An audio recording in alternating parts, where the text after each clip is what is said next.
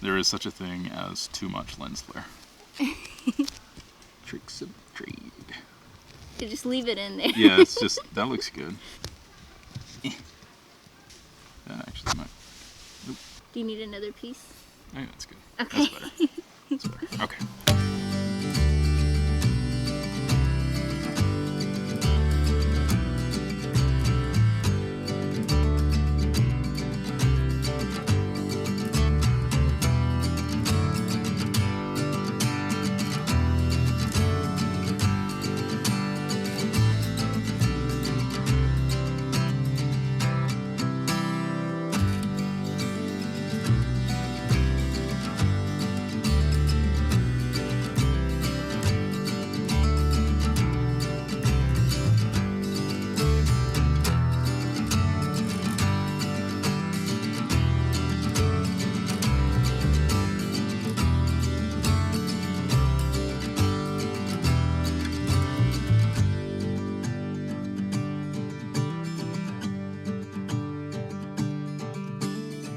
After our freezes and our time spent in the crazy cold weather, we came away fairly unscathed, but unfortunately we do have a couple issues caused by the cold.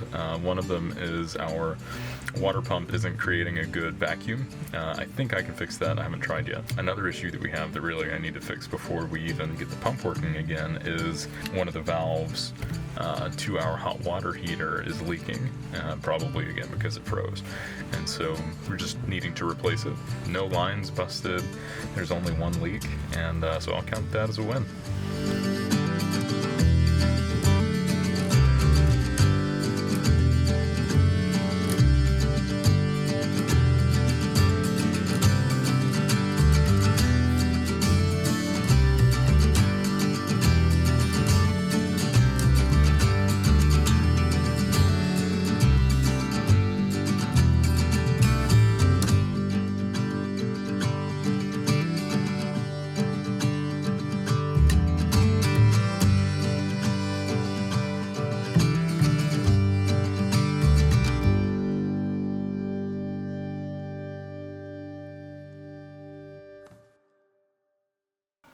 And recording. Cool. So we have finally outrun winter for the most part. We're in t-shirts. We're in t-shirts outside. There are leaves on trees. It's, There are trees. There are trees. It's the little things. But we've made it to Mississippi. We've made it to the south, and we're staying in a state park right now, and it's absolutely gorgeous. It feels amazing outside. It feels like proper fall. We've been going south, sort of riding with a cold front along the way, and it's just been a little crazy. It's been really cold. But now it's super temperate and feels so good. We can relax a little more. We're not trying to outrun snow and ice and worry about, bad roads and things like that. So feels good. And we're only a day's drive away from home, which Yeah. is Alabama. Yeah. Super excited about that. But it was nice to stop here for a couple days. We've been getting some work done, and yeah. Yeah, it's been really good. This is our second day? Yeah. Second day here. What? Can you see Tuco? Tuco just poked his... You kind of see it. Tuco's poked his head out the window. It's pretty funny. Just staring at us. Yeah, so we don't have a ton of footage to show because we've really just been interstate driving for the past, week. So we don't have a ton of that. I guess a month ago, one of our videos was featured on YouTube's homepage, and we got 7,000 new subscribers in the span of 2 or 3 weeks. And so we wanted to say hello and thank you so much for being here. We really appreciate you guys joining in, following along. It's really exciting for us. Our channel just exploded, it kind of feels like. So really, really, really cool. And because of that, I think we're getting a lot of questions, because that was our Staying Warm in South Dakota video. The first video a lot of people have seen, Right. I'm sure. Thought it would be a good opportunity to try again. Yeah, And exactly. just Kind of an intro and clear the air and answer some of the questions that have been being asked on that video, as well as a few others. And we have more information now. We've been asked a lot of questions from the get-go that we hadn't really known the answers to. Things like gas mileage, how do we do certain things. And even though we've had the bus for 2 years, we have been building for 2 years. We haven't been living in it for 2 years. And yeah, we've been living in it now for about a month. A little over a month. A little over a month, yeah. So now we have answers. So now we've actually done some things. So one of the questions that we get asked most often is, what's the hardest part? Like, what's, a lot of people want to do this kind of thing, and it's good to know, going into it, what things are difficult, what things you have to overcome. And so that we get asked that pretty frequently. Yeah, and we don't want you to think that the bads outweigh the good, but there has been a lot of things that have been real struggles for us. And if there's an opportunity for somebody out there that's looking to do the same thing, to learn from our mistakes or regrets, then we're happy to try to do that. And we make mistakes daily, so oh, yeah. that's really what our channel's about, is learning from our mistakes. So I think the thing that's been the most difficult for me, at least is fresh on my mind, is as we've been traveling, and even when we were kind of stationary, we weren't doing great. It's been really hard to eat healthy. We ate pretty well in Colorado, and we cooked a lot, and working from home, we were able to make fresh meals and stuff. And there's no reason we can't do that in the bus. It's kind of been us getting used to bus life, and maybe a little bit of laziness too, but especially as we've been traveling from South Dakota down to the south and trying to get somewhere and kind of be quick.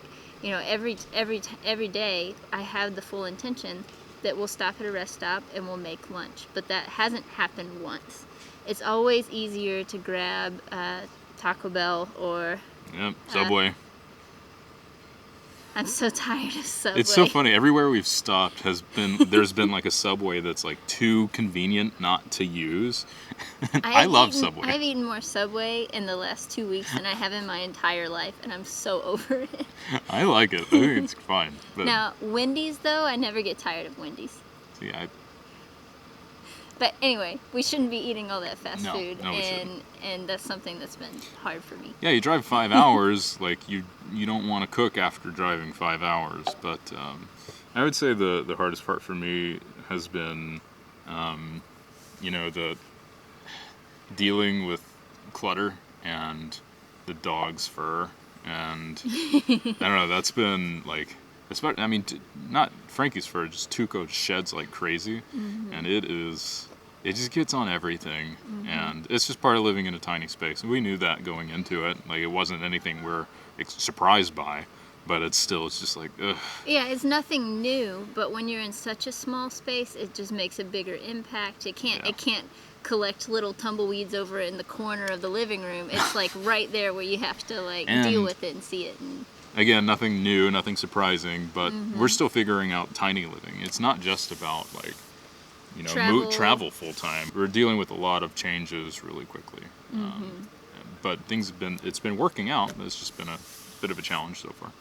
A few other things that have been difficult too is a smaller thing, but it is recycling. We thought, I have a bin just for recycling, and we were a little spoiled in Boulder County, Colorado. We were in Longmont. They had recycling everywhere, compost bins everywhere. We just didn't realize how hard it would be to find recycling on the road. Yeah. We even went to one town, and Custer, I'll call them out. Custer, South Dakota does not recycle glass. Yeah, glass. Which was weird to us. Right, that was super weird. Where Boulder County recycled everything, even the things that most towns don't recycle, and we didn't expect that, but you couldn't even recycle a beer bottle there, which was odd. That was weird. Another thing is definitely been getting work done. Taking the time out to work, especially as we've been traveling. We spend 5 hours a day driving. Once you get to your spot, you don't want to start you just want to a decompress. new project, yeah. So that's been hard. Yeah, and for me, like, a lot of maintenance in the bus, like our pipes froze, trying to get those thawed out, dealing with repairs for those frozen pipes, making sure that our batteries are working correctly, cleaning off solar panels. It seems like every time I want to sit down and do work, there's something else to do that needs to get done just to maintain the bus. And that'll, I think I'll get better about that. But it takes up a lot of time and mental energy. And mental energy too. It's Yeah. like, okay, we're ready to go. Oh, there's that thing that I really do need to take care of right now. And so that can be a little frustrating. There's been more maintenance because we've been traveling straight. Yeah. Once we actually stay stationary like we intended to. Like when we were in Rapid City, there wasn't a whole lot to do. Because the weather was good for a while and we weren't moving all the time and we could just kind of do what we needed to do, and it was a lot easier. But being on the road definitely, and traveling There's a lot straight to think about. There is. Yeah. So this is a question that we've gotten a lot, and if you've asked this question, I've ignored you, and it's not because I was trying to be rude, it's because we didn't know the answer yet. Oh yeah. So Zach, what is the bus's gas mileage? So we just hadn't driven it enough a lot of times for when people ask to really give a good answer. But now that we've driven over 1,100 miles now, from Colorado to South Dakota to Mississippi. And so now we have a pretty decent idea. We get around, thanks to this great app called Fuelly. If you just search it on the App Store. I don't know if it's on Android, probably is. But it's called Fuelly, and it helps you gauge everything. It tracks how much fuel you're using, what it costs, the average cost, the average mileage, your best mileage, so on. There's great data points all over the place. I love the app, and it's free. I think it's free. And so we've been using that, and turns out we're getting around 9.2 miles per gallon, which there's a sticker shock there, and you're like, oh god, that's terrible, and it is terrible. But when you consider that, it's a 20,000 pound vehicle, and a 20-year-old 20,000 mile vehicle, and when we're driving on the interstate, and the speed limit is like 75 or 80, I kind of keep our speed at around 60, or a little over 60, 62, 63, so that we're staying with traffic a little more. It's a little safer. But when it's the speed limit 60 or 65, I'll keep the bus at 55, and then that gets us our best mileage.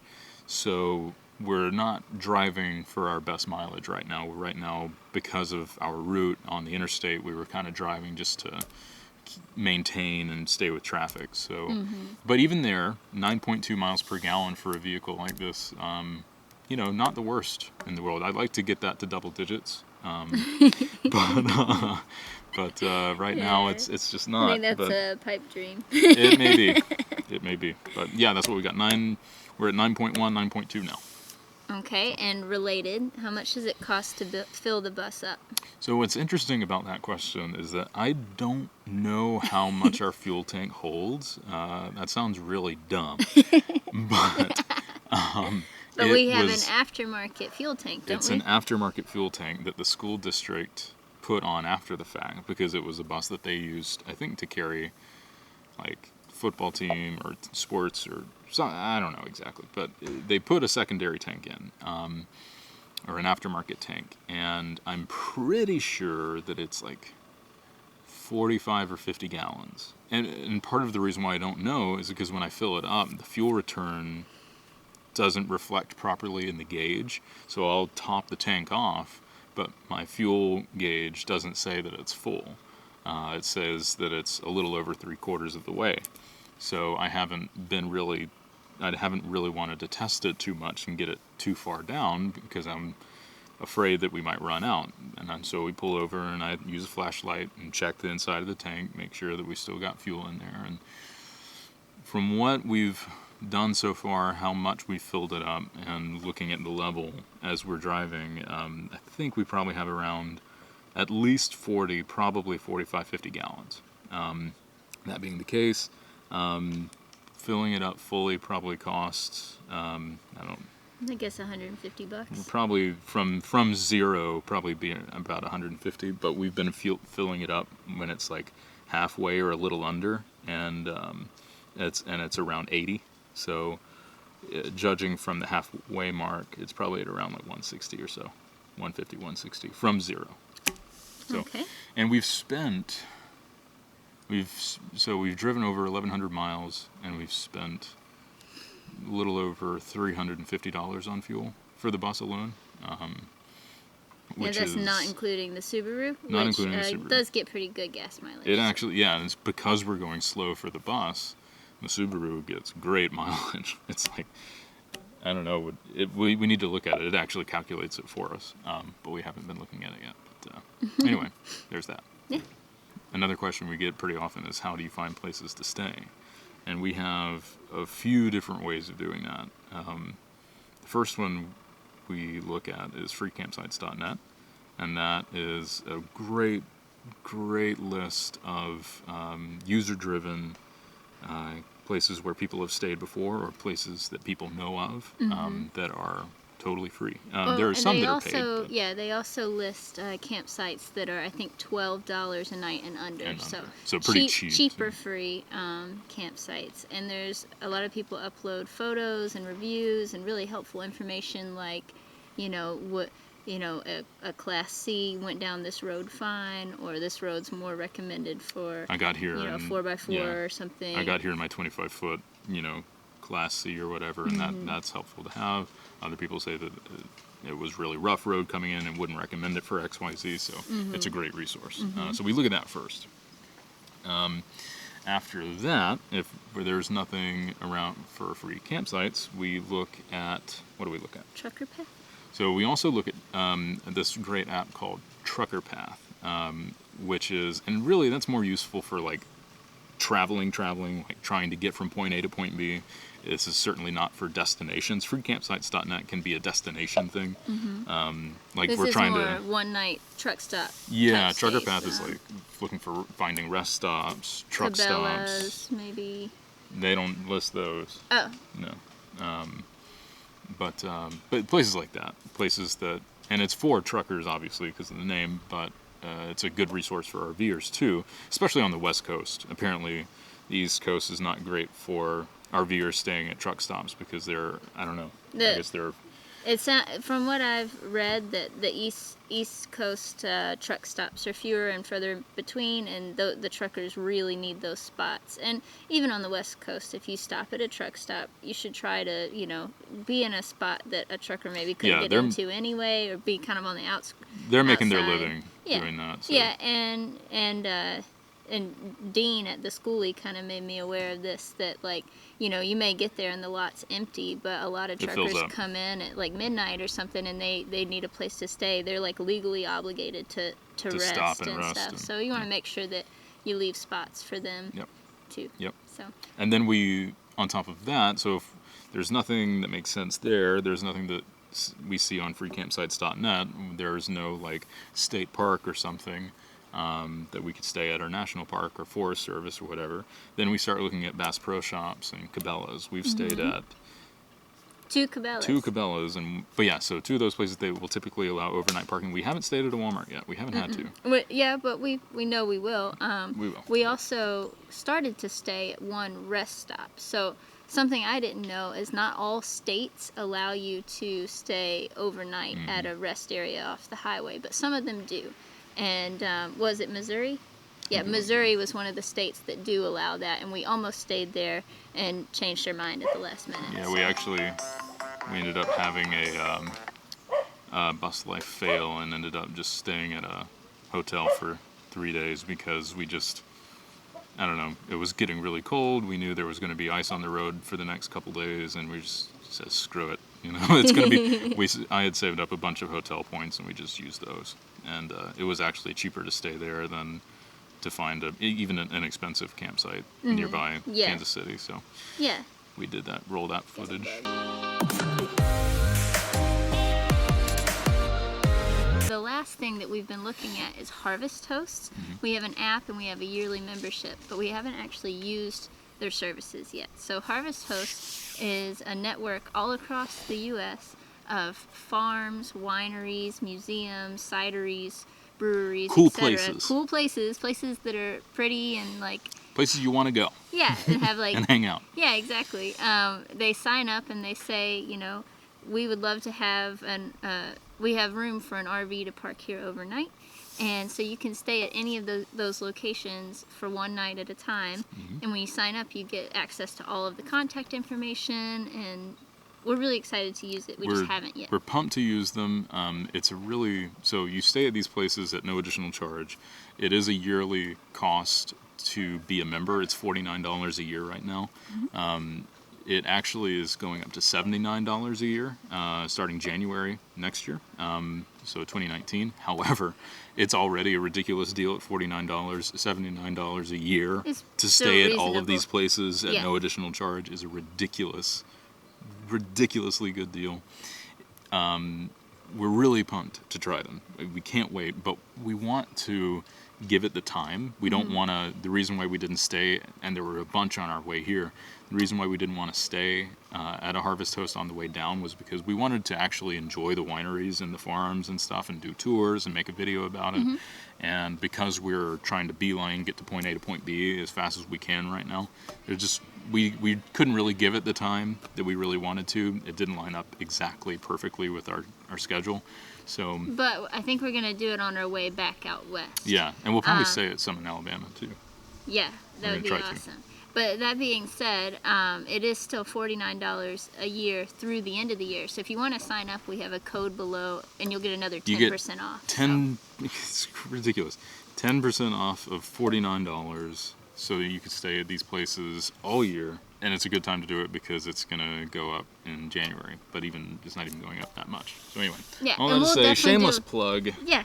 But we'll definitely do a video about it. We're really excited. There's a place around Auburn I might want to stay that does muscadine wine. I love muscadine wine. Oh my gosh, I cannot wait. So it's a southern thing. That'll be a lot of fun. So anyway, there's that. Okay. So we also get a question pretty frequently, and I understand it. People are pretty curious as to what we do for a living. Are we independently wealthy? Or do we save up our whole lives and just aren't working at all? The answer is we do work. We work on the road. We pay our taxes. We are not, and we're self-employed, moochers. So we kind of pay we double pay more on taxes, really. And so, so the answer to that is yes. I am a photographer and videographer.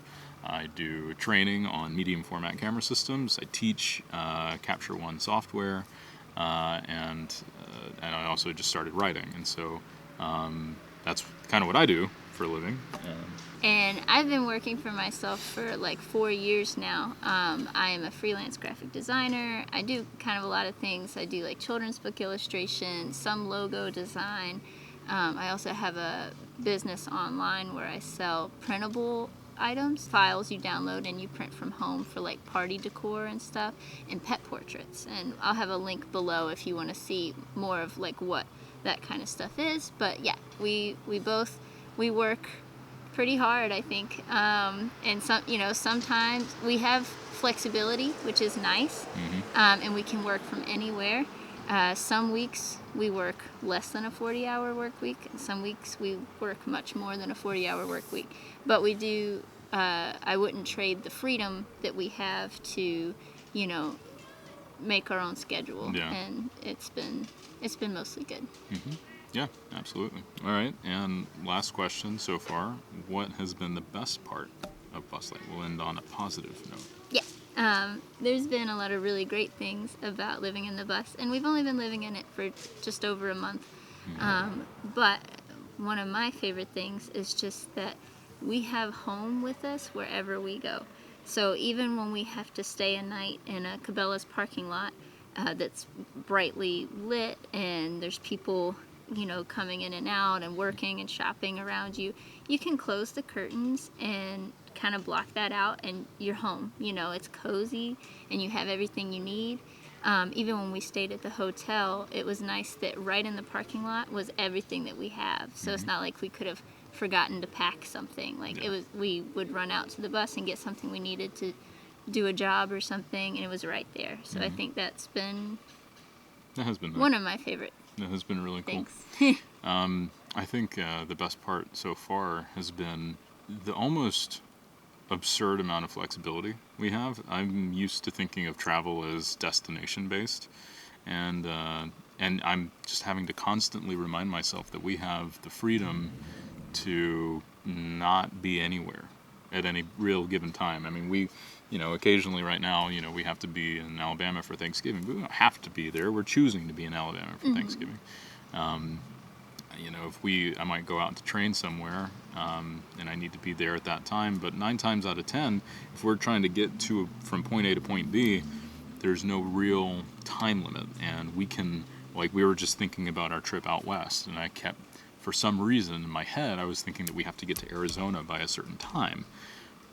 But that's not true. We're just staying south for the winter. Yeah, we we can just want stay nice south weather. anywhere. Like, Yeah. we can, we're talking about spending a lot of time in Texas now, in southern Texas, and in New Mexico, and in southern California, and Arizona, and southern Utah. And it's just like, I don't know, it's so weird. It's almost like you just have to force yourself into It's a different way of accepting thinking. that freedom, and Yeah. I love that. It's weird that my favorite part is a bit of a struggle, but I don't know. It's just this bizarre. There's so much freedom. Like, what do you even do with it all? So far. So anyway, we're already loving it. I think we're already loving it. Yeah.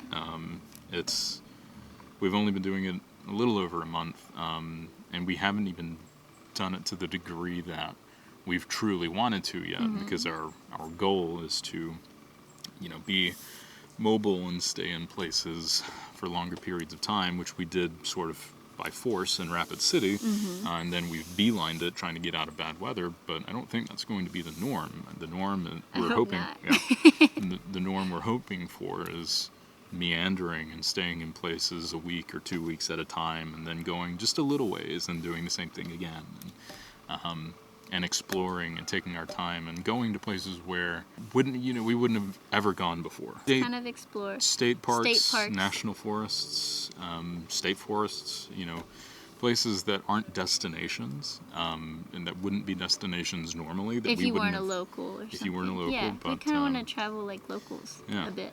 So anyway, that's my favorite part so far. Yeah. But yeah, So next stop, Alabama. I'm really excited. it'll be good. We'll update you on that. Thanks for watching. Yeah, thank you guys for all the new folks that are tuning in and following us. Thank you so much. Legitimately, we really appreciate you being here, and can't wait to take you along with us. Please do, if you're watching this video for the first time, please do like and subscribe if you enjoy it. It helps our channel out a ton. And yeah, we'll just keep chugging along, I guess. Yeah. Yeah. All right. Thanks for watching, guys. Thanks. Bye. Bye.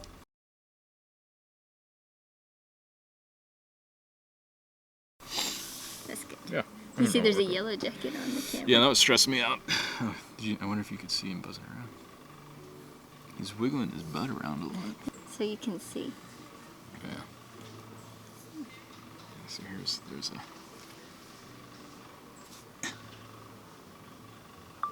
Nature. so meta right now. So meta. What is he doing? I don't know. Does he think it's a flower? I don't know. I think he's sucking all the pollen off of the tripod head. Oh, he's cleaning it for you. That's funny.